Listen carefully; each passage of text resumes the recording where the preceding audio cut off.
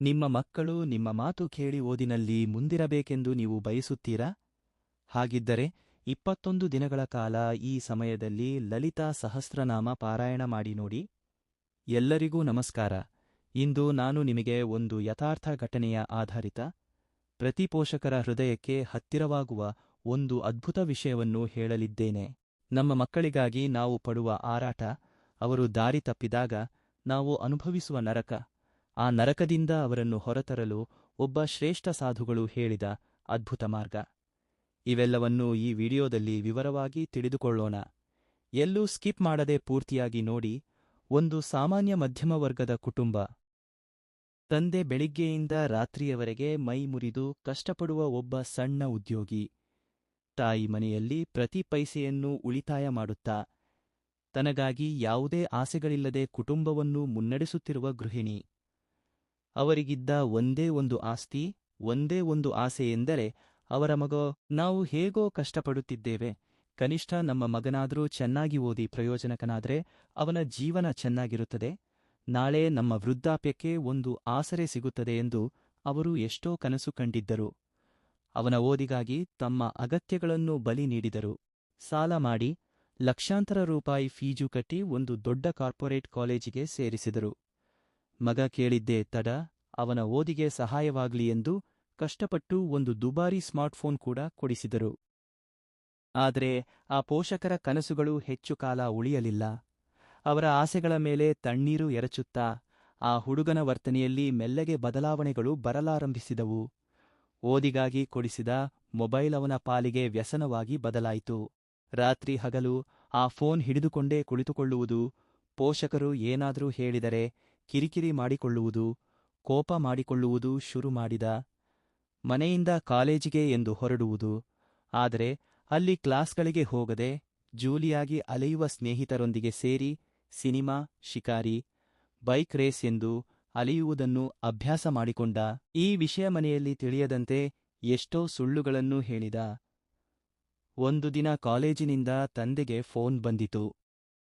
ನಿಮ್ಮ ಮಗ ಕಳೆದ ಒಂದು ತಿಂಗಳಿನಿಂದ ಕಾಲೇಜಿಗೆ ಬರುತ್ತಿಲ್ಲ, ಪರೀಕ್ಷೆಗಳಲ್ಲೂ ಎಲ್ಲದರಲ್ಲೂ ಫೇಲ್ ಆಗಿದ್ದಾನೆ ಎಂದು. ಆ ಮಾತು ಕೇಳಿದ ತಂದೆಯ ಎದೆ ಒಡೆದಂತಾಯಿತು. ತಾಯಿ ಕಣ್ಣೀರು ಸುರಿಸುತ್ತಾ ವಿಲಪಿಸಿದಳು. ತಾವು ತಿನ್ನದೆ ಉಣ್ಣದೆ ಉಳಿಸಿದ ಹಣವೆಲ್ಲ ವ್ಯರ್ಥವಾಯಿತಲ್ಲ ಎಂದು, ಅದಕ್ಕಿಂತ ಮುಖ್ಯವಾಗಿ ತಮ್ಮ ಮಗನ ಭವಿಷ್ಯ ಹಾಳಾಗುತ್ತಿದೆಯಲ್ಲ ಎಂದು ಅವರು ತಲ್ಲಣಿಸಿ ಹೋದರು. ಮಗನನ್ನು ಬತಿಮಾಲಿದರು, ಅತ್ತರು, ಕೋಪ ಮಾಡಿಕೊಂಡರು. ಆದರೆ ಅವನಲ್ಲಿ ಯಾವುದೇ ಬದಲಾವಣೆ ಬರಲಿಲ್ಲ. ಬದಲಾಗಿ ಮನೆಯಲ್ಲಿದ್ದರೆ ಇವರ ಕಿರಿಕಿರಿ ಏಕೆಂದು ಸಂಬಂಧಿಕರ ಮನೆಗೋ ಅಥವಾ ಸ್ನೇಹಿತರ ಮನೆಗೋ ಹೋಗುವುದು ಶುರು ಮಾಡಿದ. ಇನ್ನು ತಮ್ಮಿಂದ ಸಾಧ್ಯವಿಲ್ಲ, ಮಗ ಕೈಮೀರಿ ಹೋದ ಎಂದು ಆ ಪೋಷಕರು ತೀವ್ರವಾದ ಖಿನ್ನತೆಗೆ ಒಳಗಾದರು.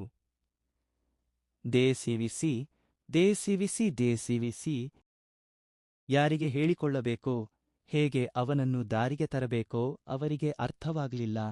ಅಂತಹ ಸಮಯದಲ್ಲಿ ಅವರಿಗೆ ಪರಿಚಯವಿರುವ ಒಬ್ಬರ ಮೂಲಕ ಒಂದು ಆಶ್ರಮದಲ್ಲಿರುವ ಶ್ರೇಷ್ಠ ಸಾಧುಗಳ ಬಗ್ಗೆ ಕೇಳಿದರು.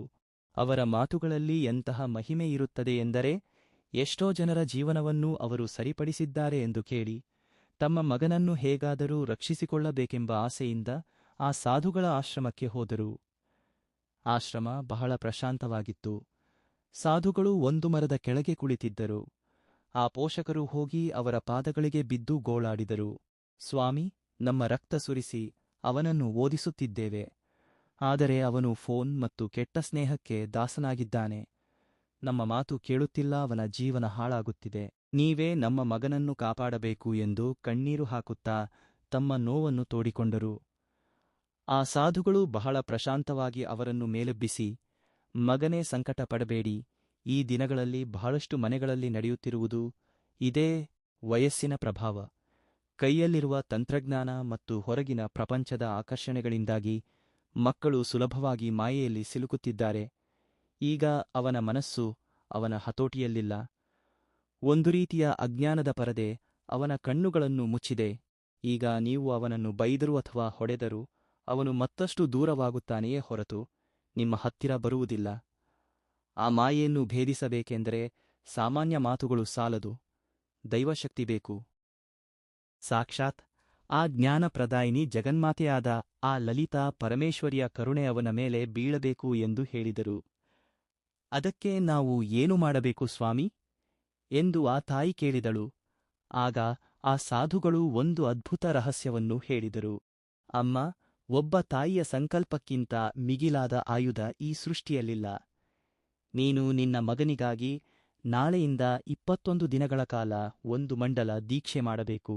ಪ್ರತಿದಿನ ಬ್ರಾಹ್ಮಿ ಮುಹೂರ್ತದಲ್ಲಿ, ಅಂದ್ರೆ ಮುಂಜಾನೆ 4ರಿಂದ 5 ಗಂಟೆಯ ನಡುವೆ ನಿದ್ದೆಯಿಂದೆದ್ದು ಶುಚಿಯಾಗಿ ಸ್ನಾನ ಮಾಡಿ, ನಿಮ್ಮ ಪೂಜಾ ಕೋಣೆಯಲ್ಲಿ ಅಮ್ಮನವರ ಪಟದ ಮುಂದೆ ದೀಪ ಹಚ್ಚು. ಒಂದು ತಾಮ್ರದ ಬಿಂದಿಗೆಯಲ್ಲಿ ಚಂಬಿನಲ್ಲಿ ಶುದ್ಧವಾದ ನೀರನ್ನು ತೆಗೆದುಕೋ. ನಿನ್ನ ಮಗನ ಭವಿಷ್ಯ ಚೆನ್ನಾಗಲಿ, ಅವನಿಗೆ ಹಿಡಿದಿರುವ ಕೆಟ್ಟ ಸ್ನೇಹದ ಪೀಡೆ ತೊಲಗಲಿ ಮತ್ತು ಓದಿನ ಮೇಲೆ ಏಕಾಗ್ರತೆ ಮೂಡಲಿ ಎಂದು ಮನಪೂರ್ವಕವಾಗಿ ಆ ಲಲಿತಾದೇವಿಯನ್ನು ಪ್ರಾರ್ಥಿಸು. ಆನಂತರ ಭಕ್ತಿ ಶ್ರದ್ಧೆಗಳಿಂದ ಶ್ರೀಲಲಿತಾ ಸಹಸ್ರನಾಮ ಪಾರಾಯಣ ಮಾಡು. ಆ ಸಮಯದಲ್ಲಿ ನೀನು ಮಾಡುವ ಪ್ರತಿ ನಾಮದ ಉಚ್ಚಾರಣೆ ನಿನ್ನ ಮನೆಯಲ್ಲಿ ಒಂದು ಪಾಸಿಟಿವ್ ಎನರ್ಜಿಯನ್ನು ಸೃಷ್ಟಿಸುತ್ತದೆ. ಆ ಶಕ್ತಿಯು ನಿದ್ರಿಸುತ್ತಿರುವ ನಿನ್ನ ಮಗನ ಮನಸ್ಸಿನೊಳಗಿನ ನೆಗೆಟಿವ್ ಎನರ್ಜಿಯನ್ನು ಮೆಲ್ಲಗೆ ನಾಶಪಡಿಸುತ್ತದೆ. ಪಾರಾಯಣ ಮುಗಿದ ನಂತರ ಆ ತಾಮ್ರದ ಬಿಂದಿಗೆಯ ನೀರನ್ನು ಅಮ್ಮನವರಿಗೆ ನಿವೇದಿಸು. ಈಗ ಆ ಜಲವು ಸಾಕ್ಷಾತ್ ಅಮ್ಮನವರ ಪಾದೋದಕಕ್ಕೆ ಸಮಾನ. ಬೆಳಿಗ್ಗೆ ನಿನ್ನ ಮಗ ಎದ್ದ ಮೇಲೆ ಅವನು ಕುಡಿಯುವ ನೀರಿನಲ್ಲಿ ಆ ಜಲವನ್ನು ತೀರ್ಥದಂತೆ ಬೆರೆಸು. ಅವನು ಸ್ನಾನ ಮಾಡುವ ನೀರಿನಲ್ಲಿಯೂ ಸ್ವಲ್ಪ ಬೆರೆಸು. ಹೀಗೆ ಸತತವಾಗಿ 21 ದಿನಗಳು ಒಂದು ದಿನವೂ ತಪ್ಪದಂತೆ ಮಾಡು. ಮಧ್ಯದಲ್ಲಿ ಅವನೊಂದಿಗೆ ವಾದಕ್ಕೆ ಇಳಿಯಬೇಡ, ಅವನನ್ನು ಏನೂ ಅನ್ನಬೇಡ. ನಿನ್ನ ಮೌನವೇ ನಿನ್ನ ಜಪವಾಗಿ, ನಿನ್ನ ಪ್ರಾರ್ಥನೆಯೇ ನಿನ್ನ ಆಯುಧವಾಗಿ ಈ 21 ದಿನಗಳನ್ನು ಕಳಿ. ಆ ತಾಯಿ ಕರುಣಿಸಿದರೆ ನಡೆಯದ ಅದ್ಭುತ ಯಾವುದೂ ಇಲ್ಲ ಎಂದು ಆಶೀರ್ವದಿಸಿ ಕಳುಹಿಸಿದರು. ಸಾಧುಗಳ ಮಾತುಗಳಿಂದ ಆ ತಾಯಿಗೆ ಬೆಟ್ಟದಷ್ಟು ಧೈರ್ಯ ಬಂದಿತು. ಮರುದಿನದಿಂದಲೇ ಅವರು ಹೇಳಿದಂತೆ ಮುಂಜಾನೆ ಎದ್ದು ಬ್ರಾಹ್ಮಿ ಮುಹೂರ್ತದಲ್ಲಿ ಲಲಿತಾ ಸಹಸ್ರನಾಮ ಪಾರಾಯಣ ಮಾಡಲು ಪ್ರಾರಂಭಿಸಿದಳು. ತನ್ನ ಮಗ ಸರಿಹೋಗಲಿ ಎಂಬ ತಪಸ್ಸಿನಿಂದ ಬಹಳ ಭಕ್ತಿಯಿಂದ ಕಣ್ಣೀರು ಹಾಕುತ್ತಾ ಆ ತಾಯಿ ಮಾಡಿದ ಪಾರಾಯಣದ ಶಕ್ತಿ ಮನೆಯಲ್ಲಿ ಅದ್ಭುತಗಳನ್ನು ಸೃಷ್ಟಿಸಲು ಶುರು ಮಾಡಿತು. 10 ದಿನಗಳು ಕಳೆಯುವಷ್ಟರಲ್ಲಿ ಆ ಹುಡುಗನಲ್ಲಿ ಬದಲಾವಣೆ ಕಾಣಲಾರಂಭಿಸಿತು. ರಾತ್ರಿಯೆಲ್ಲ ಫೋನ್ ನೋಡುತ್ತಿದ್ದವನು ಸ್ವಲ್ಪ ಬೇಗನೆ ಮಲಗಲು ಶುರು ಮಾಡಿದ. ಯಾವಾಗಲೂ ಕಿರಿಕಿರಿ ಮಾಡುತ್ತಿದ್ದವನು ಸೈಲೆಂಟ್ ಆದನು. ತನಗಾಗಿ ತನ್ನ ತಾಯಿ ಮುಂಜಾನೆಯೇ ಚಳಿಯಲ್ಲಿ ಎದ್ದು ಪೂಜೆ ಮಾಡುವುದು ಅವನ ಕಣ್ಣಿಗೆ ಬಿತ್ತು. ಅವನಲ್ಲಿ ತಿಳಿಯದ ಒಂದು ಅಪರಾಧ ಭಾವನೆ ಶುರುವಾಯಿತು. ಅಮ್ಮನವರ ಪಾದೋದಕ ಅವನ ದೇಹದೊಳಗೆ ಸೇರಿದಂತೆಲ್ಲ ಅವನ ಮನಸ್ಸಿನ ಮಲಿನತೆ ದೂರವಾಗಲು ಪ್ರಾರಂಭವಾಯಿತು. 21 ದಿನಗಳು ಪೂರ್ಣಗೊಳ್ಳುವಷ್ಟರಲ್ಲಿ ಒಂದು ಅದ್ಭುತವೇ ನಡೆಯಿತು. ತನ್ನನ್ನು ಯಾವಾಗಲೂ ತಪ್ಪು ದಾರಿಗೆಳೆಯುತ್ತಿದ್ದ ಸ್ನೇಹಿತರ ಫೋನ್ ಬಂದರೆ ಅವನು ರಿಸೀವ್ ಮಾಡುವುದನ್ನು ನಿಲ್ಲಿಸಿದ. ತನ್ನ ಪೋಷಕರು ತನಗಾಗಿ ಎಷ್ಟು ಕಷ್ಟಪಡುತ್ತಿದ್ದಾರೆ, ಅವರು ಎಂತಹ ಪರಿಸ್ಥಿತಿಯಲ್ಲಿ ಲಕ್ಷಾಂತರ ರೂಪಾಯಿ ಫೀಜು ಕಟ್ಟಿದ್ದಾರೆ ಎಂಬುದು ಅವನಿಗೆ ಅರ್ಥವಾಗಲು ಶುರುವಾಯಿತು. ಒಂದು ದಿನ ರಾತ್ರಿ ತನ್ನ ತಂದೆಯ ಕಾಲು ಹಿಡಿದು ಗೋಳಾಡಿದ. ನನ್ನನ್ನು ಕ್ಷಮಿಸಿ ತಂದೆಯೇ, ನಾನು ದಾರಿ ತಪ್ಪಿದ್ದೆ. ನೀವು ನನ್ನ ಮೇಲೆ ಇಟ್ಟಿದ್ದ ನಂಬಿಕೆಯನ್ನು ಹುಸಿಗೊಳಿಸಿದೆ.